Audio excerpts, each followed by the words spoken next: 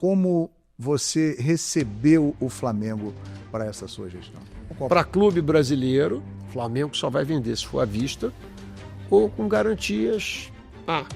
A entrada do Flamengo na Libra, na forma como o contrato foi negociado, isso foi muito prejudicial ao Flamengo. Eu estimo que o Flamengo perdeu alguma coisa como entre 450 e 500 milhões de reais em 5 anos. Então, a contratação do Boto, ela fez parte de um processo de mais de um ano de busca, sabe, João? Uhum.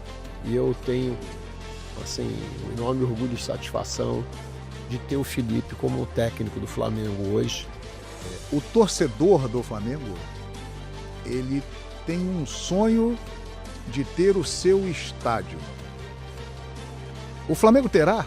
Qual o seu primeiro jogo no estádio? Isso é uma coisa que é inesquecível.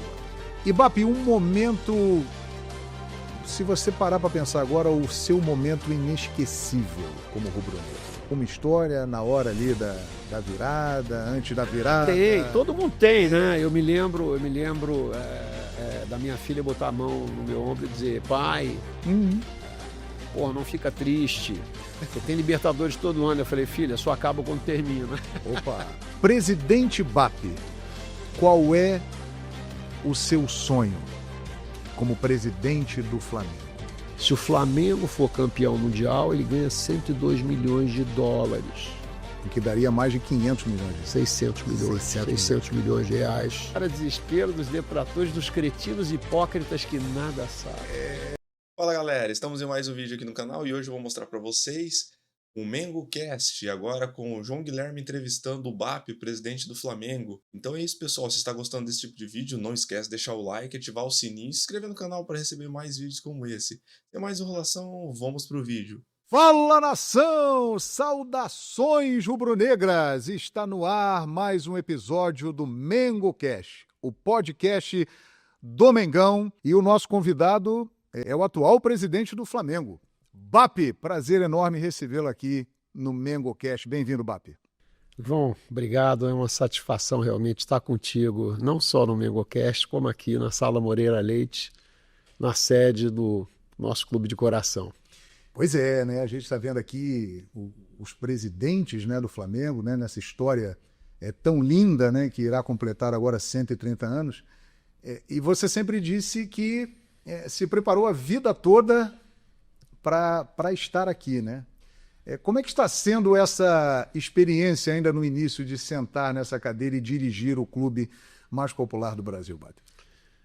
João, para além da emoção, né, do torcedor que está dentro de cada um de nós, tem todo esse lado de você ter se preparado, né, de ter preparado, não é só na experiência formal de executivo, de tantos anos, mas também tem um preparo emocional, né, que eu julgo que isso é muito importante. E nesses 12 anos de participação ativa de política rubro-negra, eu aprendi bastante sobre o clube, sobre o mercado que a gente está inserido, de uma forma ou de outra, as mudanças que houveram no mundo nos últimos 10 anos, né? Tem muita gente que diz que nos últimos 10 anos o mundo mudou mais do que nos últimos 100. Então, ter estado no clube desses 12 anos aí, desse período de mudanças, e somado à minha experiência profissional pregressa, eu entendo que essa combinação aí me qualifica para estar na posição. E eu estou muito feliz com o que eu estou vivendo e que até agora eu tenho conseguido realizar, para além da minha felicidade, mais de 45 milhões. E nessa reunião do Conselho, Bap, você expôs o que você encontrou, né? O que você encontrou? Fale para a nação que está te assistindo agora no MengoCast. Como você recebeu o Flamengo para essa sua gestão? João, eu entendo que o Flamengo, durante o período eleitoral, nos últimos 6 meses,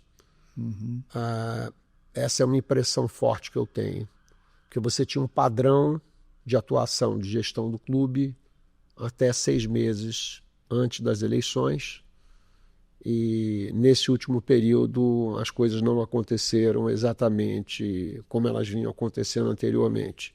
Né? Houve um aumento substancial do endividamento do clube, da redução de caixa, da margem operacional do clube. É como se o clube não tivesse sido tocado com o mesmo esmero que ele foi tocado durante quase 6 anos antes dessa eleição. Isso é fato. Está nos números do clube. Em alguns aspectos, para mim, é difícil comentar, porque não fui eu que tomei algumas decisões, mas levaram ao clube a uma situação delicada de caixa no fim do ano. O meu diagnóstico é de que a gente gastou demais contratando alguns atletas sem que a gente tivesse feito vendas.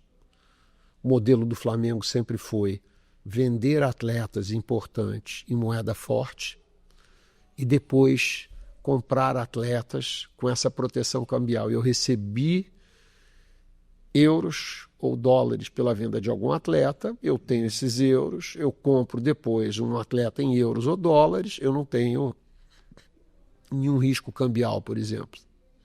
O que acontece quando você compra antes de vender? O câmbio sempre vai te maltratar. Você acaba tendo uma desvalorização cambial. Então você tem um problema de caixa, que você gastou um dinheiro que você não recebeu ainda, que foi o que impactou o caixa, e você acaba tendo uma sucessão de despesas por conta disso, como a desvalorização cambial do período. Então, no início do ano, aspecto prático, né? Nós tínhamos que fazer vendas, como a gente fez a do Fabrício Bruno, à vista, para recompor o caixa do clube e eliminar esse tipo de situação que você tinha do Mundial. Indo para frente, você vai ganhando um dinheiro a mais, que é um dinheiro material, né? Então, você vai para as oitavas 7 milhões, vai para as quartas 13 milhões. Então, sim, vai para as semis, eu acho que vai a 21 milhões. Eu acho que é um dinheiro importante. Se o Flamengo for campeão mundial, ele ganha 102 milhões de dólares. O que daria mais de 500 milhões. 600 milhões. 600 milhões de reais. Sim. Esse ano.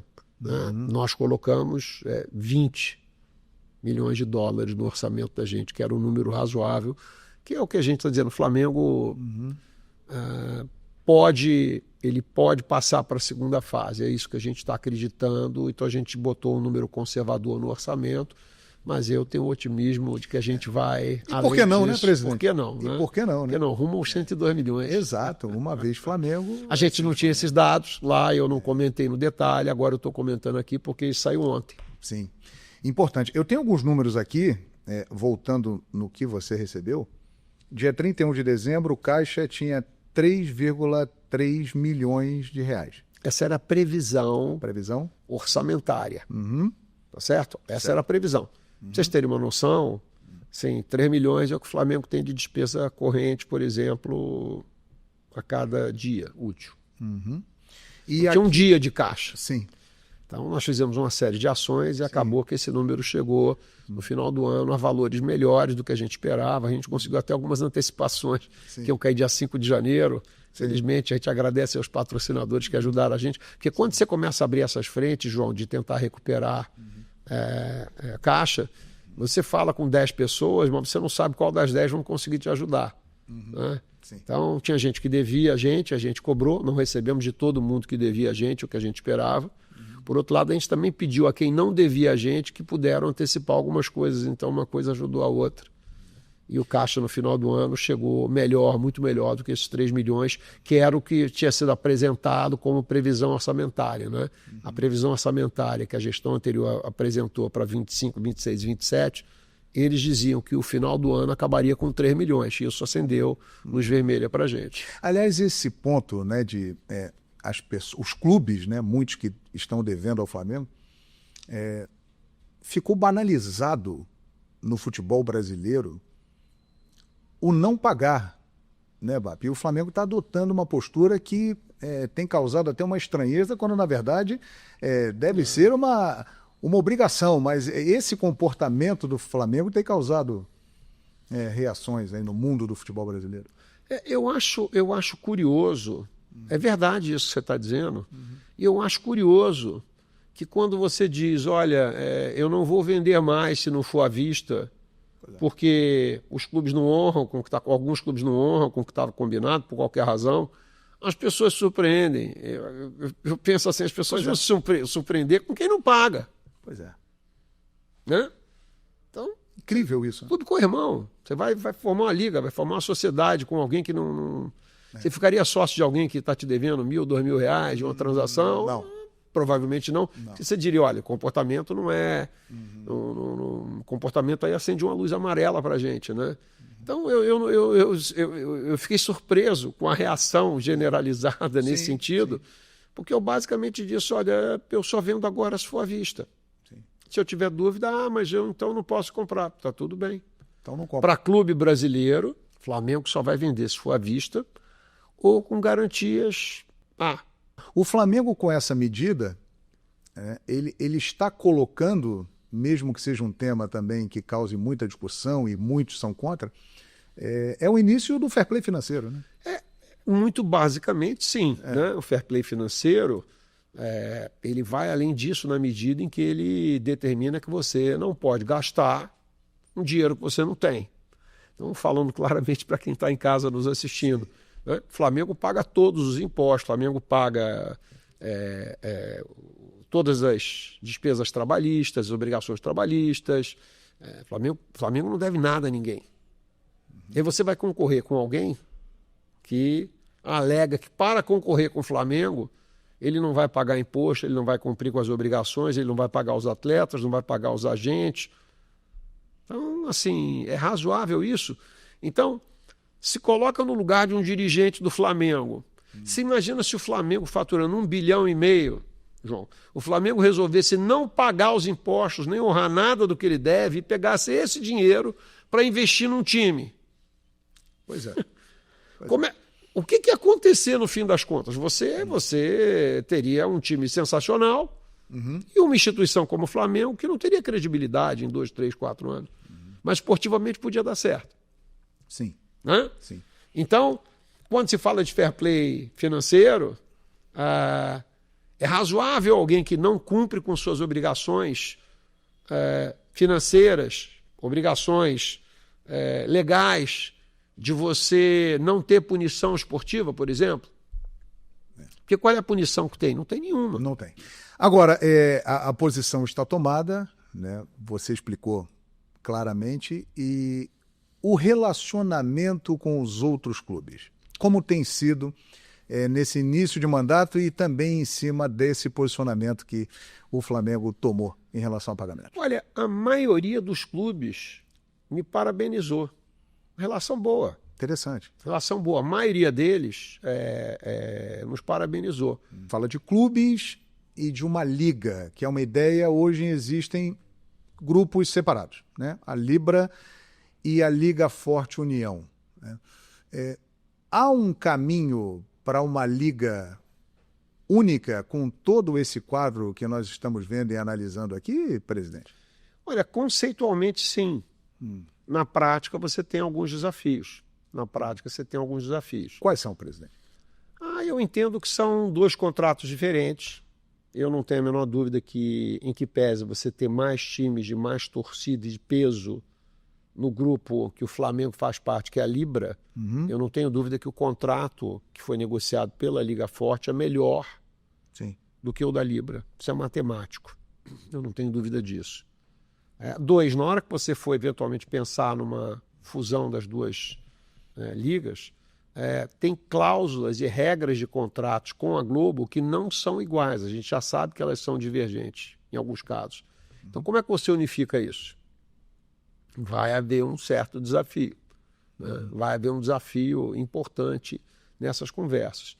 E para além de posições que são pessoais, como a do Flamengo, que eu entendo que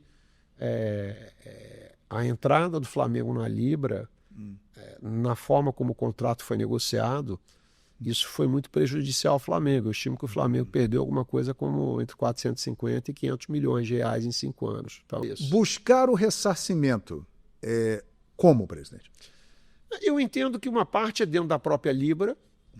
Nós temos um entendimento de que houve alterações na distribuição do bolo dentro da Libra, que o Flamengo saiu prejudicado de critérios de distribuição. Então, isso monta um determinado volume de dinheiro. O Flamengo abriu mão de alguns direitos que ele tinha por ter um contrato único e individual, que, por acaso, eu contribuí na confecção desse contrato. Então, o Flamengo abriu mão de direito de veto, o Flamengo abriu mão de mínimo garantido, o Flamengo abriu mão de que o Flamengo jamais ganharia menos do que ele ganhou na média nos últimos 5 anos. Então, eu jamais teria aberto mão de todos esses aspectos para estar na Libra, porque a Libra não trouxe nenhum outro benefício para o Flamengo, perceptível até agora, que não a perda material desse dinheiro. Então, o Flamengo já entregou muita coisa e não teve nenhuma contrapartida. Então, seja porque eu sou profissional desse mercado, entendo alguma coisa disso, apesar de jamais ter sido chamado a contribuir nessa negociação, ainda que a posteriori eu entendo que ali tem alguns vícios e nós estamos endereçando esses vícios. Então, a parte é dentro da própria Libra. A outra é que eu entendo que, exatamente porque não havia da parte da Libra alguém negociando com expertise que havia do lado da Liga Forte, o Edgar Diniz, que foi um negociador pelo lado da Liga Forte, vem do mercado de televisão também como eu, há mais de 20 anos. Sim. Então, o Edgar trabalha com isso, montou a Live Mode, foi quem montou a Copa do Nordeste. Sim. Então, é um expert nesse assunto. E o Edgar fez uma negociação excepcional, no meu ponto de vista, para uma liga que, em tese, tinha menos audiência do que a Libra. Então, daí vem esse desnível. Então, eu entendo que, quando a Liga Forte quer se juntar com a Libra, na minha opinião, um pedaço desse dinheiro que o Flamengo perdeu deve vir também da Liga Forte. E um outro pedaço da Globo. Entendi. Tá certo? Entendi. Por quê? Porque quem compraria direitos de transmissão, João, de um campeonato brasileiro de 19 clubes e não compraria do Flamengo? Pois é. E o primeiro passo para isso, a maior torcida do mundo, está espalhada pelo mundo, FlamengoTV.live. O rubro-negro que mora fora do Brasil terá acesso aos jogos do Flamengo como mandante no Campeonato Brasileiro, com a narração da equipe da Flamengo TV. É o primeiro passo? É o início desse caminho? É o início desse caminho porque, João, esse contrato que a gente está assinando agora, ele é um contrato de 5 anos de duração. Sim. Tá certo? E a gente acha que demora muito. Mas é incrível como o tempo voa. Então, nós vamos trabalhar no sentido de nos aperfeiçoarmos, de entregarmos o grande produto, porque daqui a 5 anos, talvez o Flamengo faça tudo dele sozinho. Não sabemos. Mas a experiência internacional vai ser importante. Nós estimamos que tem alguma coisa como 900 mil rubro-negros morando fora do Brasil. Olha só. 900 mil. Então, se 10% desses rubro-negros comprarem os jogos do Flamengo, para ouvir a sua narração, Sim. que é especial. Toca o hino, é gol do Mengão, vamos lá. Com a Dani. Isso. Eu não tenho a menor dúvida que isso vai aquecer os corações de todos esses rubro-negros que moram fora e eles vão sentir dentro do Brasil. Né? Exato. Eu estou longe, mas eu estou muito perto. E eu entendo que isso, somente essa parte, você tem mais dinheiro do que o programa de sócio-torcedor inteiro do Flamengo aqui no Brasil hoje. Então veja o impacto disso. Eu vejo com muito otimismo. Eu sou entusiasta da ideia. Que é o Flamengo. E vamos transmitir, presidente, 19 jogos como mandante do Brasileirão, que é a prioridade do Flamengo? É a prioridade esse ano, com toda certeza. O brasileiro é a prioridade do Flamengo. Esse é um assunto que é discutido dentro do clube de muito tempo, João. Porque você tem mais dinheiro de premiação na Libertadores e na Copa do Brasil do que você tem no Brasileiro de premiação. Porque os modelos são diferentes. No Campeonato Brasileiro você ganha dinheiro com direito de transmissão. Sim. A premiação é relativamente mais baixa.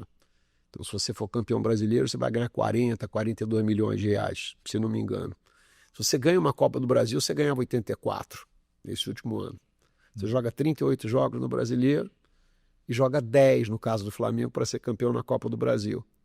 Você não precisa ter constância, nem consistência, nem regularidade na Copa do Brasil. Só precisa ganhar 5 jogos.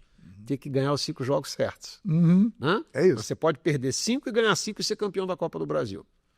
Libertadores, são 13 jogos. Você tem que ganhar na Libertadores para ser campeão 7 jogos, desde que você ganhe o último. Isso.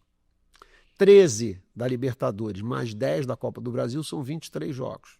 Ora, se você ganhar a Copa do Brasil e Libertadores, como foi o ano do Flamengo de 2022, você ganha alguma coisa como 202, 203 milhões de reais. Você joga 23 jogos, você ganha 203 milhões. E é mata-mata, você não precisa ter regularidade. Sim. E se você for campeão brasileiro, você ganha 42 milhões jogando 38 partidas. Então, 5 vezes mais. Sim. Então, menos partidas, mais dinheiro. Isso é o lado financeiro. Sim. Mas o que vale mais para o torcedor? No nosso entendimento, vale mais o Campeonato Brasileiro. Então, nossa prioridade é Brasileiro, Libertadores, Sim. Brasileiro, Libertadores e Copa do Brasil. É assim mesmo, o telefone do presidente do Flamengo não para de tocar. Toda hora. Então, nós tomamos essa decisão. Nós vamos ter gatilhos. Se você ganha um campeonato ou 2 campeonatos, você ganha mais dinheiro. Se você tem uma classificação pior do que a esperada, você perde dinheiro em alguns, mas você pode recuperar em outros. E eu estou animado com o modelo, porque o modelo está muito alinhado com o que o torcedor deseja. Então, estamos animados para esse ano de 25. Começamos bem, né? Sim. Com conquistas boas no início do ano. Né? Supercopa, Taça Guanabara, Campeonato Carioca, o próprio Super 8 do basquete. Então, estamos animados com esse início de ano. Oxalá seja prenúncio de um grande ano. Pode ser um ano realmente marcante na história do Flamengo, né? É isso. 2025. Agora, falando do futebol e dessas possibilidades, do brasileiro sendo prioridade, passa muito também por uma estruturação do departamento de futebol, e aí chegamos ao nome de José Botto, BAP, que foi alguém trazido por você de fora do Brasil exatamente para organizar toda essa estrutura do futebol masculino rubro-negro. A contratação do Botto, ela fez parte de um processo de mais de um ano de busca, sabe, João? Conversei com muita gente de fora, conversei com diretores técnicos, conversei com técnicos, me informei sobre os perfis, e ainda que viesse um profissional de fora, qualificado, você tem que, pelo menos no meu ponto de vista, a gente tinha que trazer alguém que entendesse a cultura e o DNA rubro-negro, que entendesse exatamente o que a gente espera, né? Nós já tivemos profissionais estrangeiros no Brasil que diziam, olha, jogar contra o Fluminense ou contra um outro clube qualquer, mais frágil ou de menos tradição, vale os mesmos 3 pontos. Então, se for o caso, eu vou poupar contra o Fluminense, porque o outro eu tenho até mais chance de ganhar os 3 pontos. Isso não funciona assim. De maneira não funciona. Mas eu entendo o racional por trás desse tipo de decisão. Eu respeito, só não aceito. Sim. Então é importante você conversar com as pessoas para que o que é combinado não é caro, né, João? Combina antes, olha, entenda como é que nós somos bipolares. Outro dia eu ouvi uma frase maravilhosa de um rubro-negro querido, que eu inclusive roubei para mim, uma pessoa muito razoável, e ele fez um comentário absolutamente estapafúrdio, né? Mas travestido do rubro-negrismo dele, ele disse, BAP, meu amigo, em assuntos de Flamengo, eu me permito não ter nenhum compromisso com a coerência. O que vale é a emoção. O que vale é a emoção.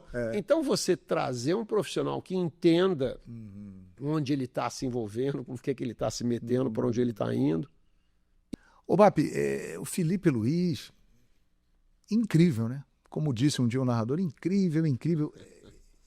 Espetacular, né? Ele tem 6 meses como técnico profissional de futebol.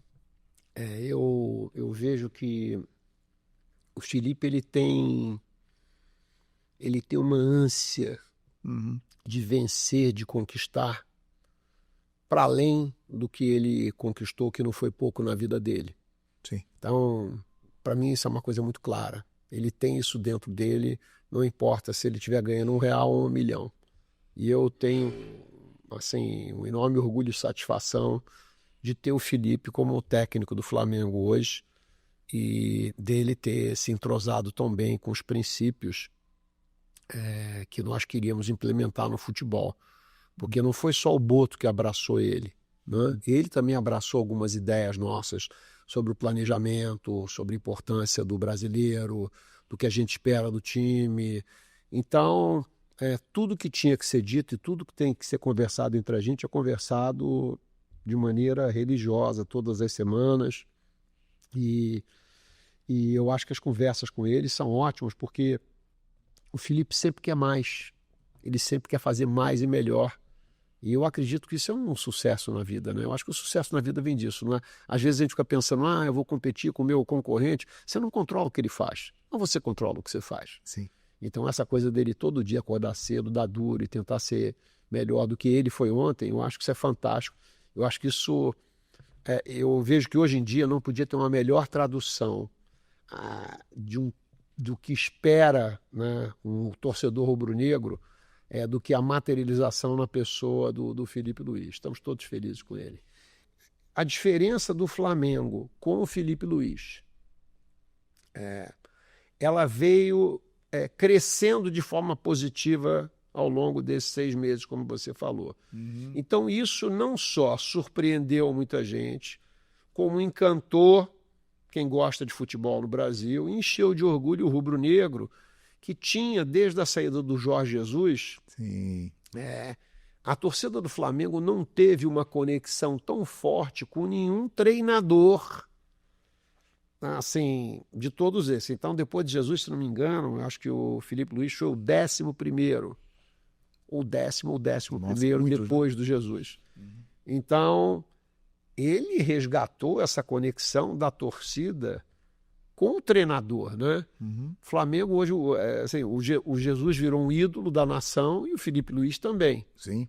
Certo? Uhum.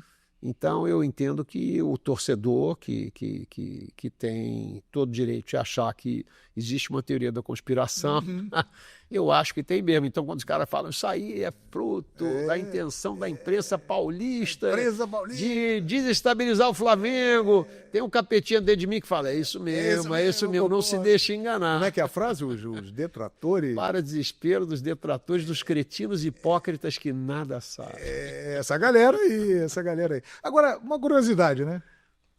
Como é que é o torcedor BAP? Em que sentido, João? O torcedor BAP, quando ele está longe da função de presidente, ou o mesmo torcedor BAP de sempre, o apaixonado rubro. Como é que é o torcedor BAP? Tem diferentes torcedores BAP. Ah, é? Tem. Quais são os torcedores BAP? Assim, o primeiro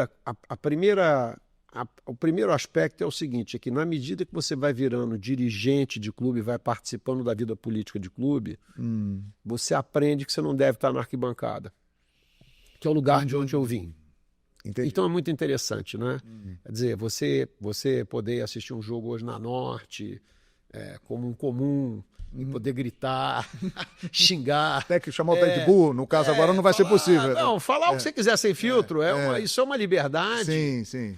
Que o torcedor vai lá e ele faz aquela... Ele extravasa. Assim, o jogo de futebol é a terapia mais barata que tem. Sim. Não tem nenhum terapeuta que vai te cobrar R$80 ou R$100. É isso aí. Você ficar 1h30, 2 horas, né? Fazendo aquele download emocional no estádio. Então, eu me ressinto disso. O torcedor de arquibancada. Sim. Muitas vezes tem que se reprimir um pouco. E então o que acontece? Esse torcedor enlouquecido, apaixonado, ele se demonstra em casa quando você está sozinho vendo o jogo. Eu vou confessar uma coisa para você. Não tem ninguém junto. Porque você não tem filtros, aí você age como se fosse um torcedor de arquibancada e provavelmente, se fosse registrado imagens, seria difícil, né? Das pessoas acreditarem. E tem aquele que vai ao estádio, que está no camarote e que tem que engolir uma porção de coisas, que tem que, de alguma maneira, pensar nas reações, em relação à arbitragem, em relação a um atleta que você acha que não está indo bem. Mas você, torcedor, pode ter certeza que o dirigente pensa e sente igualzinho vocês. Agora, a forma de se expressar e de exprimir sentimentos, você tem que calibrar, né? Você tem que aprender a lidar com isso. Eu confesso que me identifiquei quando você falou assim, o torcedor aparece de verdade em casa, quando está assistindo ali a partida. Eu, como narrador, já há 36 anos... muitas vezes esse torcedor João Guilherme apareceu só ali, na sala de casa, sozinho. Ali era a essência do torcedor João Guilherme mesmo, que por questões profissionais nunca foi revelada, foi mostrada, e que agora a gente vai poder, com muito mais naturalidade, né, passar isso, né, de uma maneira profissional, de uma maneira mais equilibrada, mas com muita emoção, né, nas nossas transmissões da Flamengo TV. Então, essa coisa de terapia, me identifiquei com isso aí, BAP. Interessante. Você sabe que tem uma passagem interessante, se me permite, como é que é o torcedor do BAP. Alguns anos atrás, a minha esposa foi chamada na escola, porque numa determinada aula estava se falando sobre palavras que são inadequadas, que são os palavrões, o que se deve falar, o que se deve falar. A gente não deve falar palavras feias, as crianças sim, tá certo? Então, quem é que fala palavras feias em casa? Ninguém e tal. Na casa de vocês alguém fala palavras feias? A maioria das crianças não, a minha filha sim. Sim. Quem fala? Meu pai fala. Meu pai fala. Pô, seu pai fala. Meu pai fala. E aí... ligaram para minha esposa e falaram com ela, olha, nós temos uma situação aqui, queremos conversar com você para entender, e ela foi à escola, chamaram a minha filha com ela. Ela falou, mas minha filha, não existe isso na nossa casa. Ela falou, existe sim. Seu pai fala nomes feios, fala nomes horrorosos. Quando o quê? Quando o Flamengo toma um gol ou perde. Aí, na escola, ela falou, minha Dani, mas filha, aquilo ali é uma... Isso não é que ele tá falando um nome feio em casa, é que... Né? E ela foi lá, ele fala sim, fala, em casa ele fala. Tá vendo? Gente como a gente. Gente como a gente. Você está conhecendo o torcedor BAP aqui no Mengo Cast.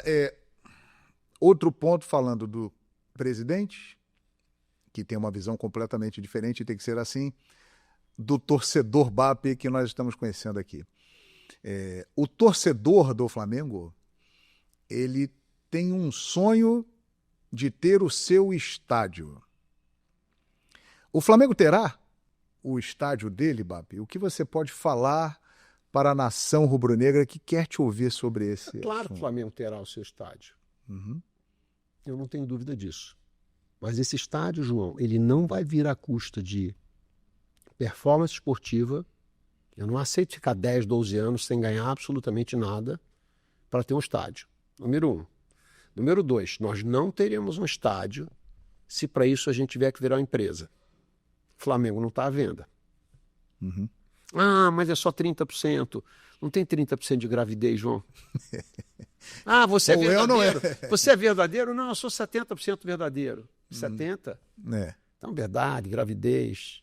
Sim, Flamengo não está no DNA do Flamengo virar uma SAF.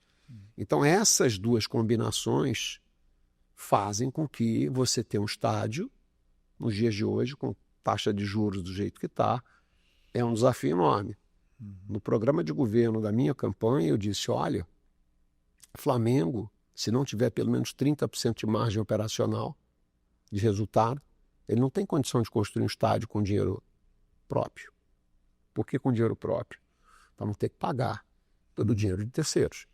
Então, quando você recebe um orçamento que a gestão anterior sugeria para os próximos 3 anos 16, 17% de margem operacional, eu não tenho a menor dúvida que não tinha a menor condição de fazer um estádio sem você virar uma SAF. Eu não tenho a menor dúvida disso. Isso aí é matemático. Isso não tem nada a ver com opinião. Não é opinião. Para você que está ouvindo a gente, é matematicamente impossível você construir um estádio sem você ter recursos, sem que você fosse virar uma SAF. Então, eu entendo que nesse primeiro ano a gente já vai fazer 28 de margem. Nós estamos fazendo todos os estudos para saber exatamente quanto custa, João. Ninguém decide construir uma casa própria sem saber quanto ela vai custar. Por melhor que seja o projeto do arquiteto. O arquiteto te mostra um projeto lindo, diz que você vai morar numa casa fantástica, que é a casa dos seus sonhos. E a gente quer acreditar nisso. Por apenas quanto? Quanto vai custar? Você que está nos ouvindo aí, construiria uma casa sensacional dos seus sonhos sem saber quanto ela custaria e como seria pagar? A resposta é não. O dirigente BAP, né, pensa exatamente dessa forma. O Flamengo não vai comprometer nem a performance esportiva dele, nem a soberania do clube, virando uma SAF, para ter um estádio. Então pode ser que demore um pouco mais de tempo, pode ter. O Flamengo está fazendo 130 anos esse ano, João. Né? E eu costumo brincar com meus amigos que não têm o prazer de torcer pelo Flamengo, vamos dizer assim. Um deles falam que nós não temos casa. Eu falei, não temos uma, nós temos várias casas no Brasil, né? A maioria dos lugares que a gente vai, nós jogamos, quando a gente joga fora do Rio de Janeiro, a gente se sente em casa. Então eu entendo que o Flamengo, nesse aspecto, ele é meio Rolling Stone, meio Madonna, né? Onde ele vai, o público vai atrás. Onipresente. É onipresente. Então eu entendo que vamos ter, mas não será à custa de sofrimento do torcedor, nem do sofrimento do caixa do clube, nem de soberania. Ou seja, terá, mas calma que o estádio no gasômetro sairá. Vou voltar para o torcedor BAP. Qual o seu primeiro jogo no estádio? Isso é uma coisa que é inesquecível, BAP. Olha, o primeiro jogo que eu fui ao Maracanã não foi do Flamengo. É mesmo? Não foi, porque meu pai era vascaíno, e meu pai não era muito afeito a ir a estádio, né? Anos depois eu fui descobrir que o choque de 50, ele ficou tão decepcionado com 50, que ele resolveu se afastar dos estádios. Eu fui descobrir que meu pai era vascaíno com 14 anos de idade, já tinha uma certa idade. O primeiro jogo que eu fui ao Maracanã foi Brasil e Paraguai, nas eliminatórias de 69, deviam ter 170 mil pessoas no estádio, gol do Pelé 1-0 contra o Paraguai. 189 mil pessoas. 189 mil. E eu tive naquele jogo, foi a primeira vez que eu fui sentado, né, no pescoço dele, no ombro dele aqui, como tantos outros. Eu acho incrível como é que naquela época eu botava 180, 190 mil, não morria ninguém. Exato. Mas se você olhar aquilo na televisão hoje, você fala, vai morrer 10 mil, vai ser uma catástrofe. E todo mundo entrava espremido, chorava, era pisado, mas saía todo mundo vivo, né? Exato. Então esse foi o primeiro jogo que eu fui no Maracanã. Eu já tinha 8 anos nessa época. E o primeiro do Flamengo? O primeiro jogo que eu fui do Flamengo no Maracanã foi eu acho que foi um Fla-Flu. Foi um Fla-Flu em 1970. Foi o primeiro jogo do Flamengo. Sim, 1970, Fla-Flu, o primeiro jogo do torcedor BAP. E o seu ídolo? Zico. De bate-pronto. Isso aí. Não, Zico, Ayrton Senna, né? Ayrton Senna. Ayrton Senna, por tudo que ele representou, não. Ayrton Senna era um cara excepcional. Mas Zico e Ayrton Senna, de longe, os dois maiores. Aliás, eu soube que, além do futebol, do Flamengo, o automobilismo é algo que mexe com o seu coração. Eu gosto. Né? Você é apaixonado por velocidade, carro? Eu gosto de velocidade, carro, motor, eu gosto disso. Eu gosto disso, me sinto à vontade nisso. Gosto muito. Veio acompanhando essa época toda de Fórmula 1, Fittipaldi, Piquet, Senna... De tudo, né? De tudo, né? Foi uma época sensacional, né? Eu me lembro de começar a acompanhar o Emerson Fittipaldi no rádio. Opa, o pai dele era narrador, inclusive. O Barão, né? Então, assim, quando você olha para anos importantes do Emerson, né? 72, 74, época dele, Jack Stewart, Jack Hicks... Esse cara, Danny Hulme, esses grandes pilotos, né? Você ouvia falar desses caras no rádio. Isso era a Rádio Globo. Você ouvia essas transmissões. Depois começa a ter televisão mais para frente um pouco, mas quando o Emerson começou a surgir, você não viu o Emerson na televisão. Não era assim no início, né? Então eu era um daqueles que acordava cedo nos domingos para ver Ayrton Senna, Alain Prost, Nigel Mansell, Piquet. Então isso fez parte da minha vida. Grandes momentos, tá vendo? Você está conhecendo mais do BAP, presidente do Flamengo, aqui no MengoCast. o podcast do Mengão. Ibape, um momento, se você parar para pensar agora, o seu momento inesquecível como rubro-negro. 2019 em Lima. Esse aí, realmente, incrível, épico, memorável. Eu acho que para todo rubro-negro, né? Eu acho para todo rubro-negro. Alguns dizem, o título mundial em 81. Mas assim, em 81, eu como rubro-negro tinha certeza que a gente ia ser campeão mundial. Sim. Talvez os ingleses tivessem surpreendido, porque não tinha o nível de informação que você tem hoje e tal. Mas assim, nenhum rubro-negro, todos ficaram eufóricos com a conquista, mas nenhum rubro-negro se diz surpreendido. Sim. Certo? Exato. No primeiro tempo já matou o jogo. Talvez a surpresa foi mais rápido, mais fácil do que a gente imaginava. Eu esperava um jogo mais duro, mas nenhum rubro-negro achava que não seria campeão mundial.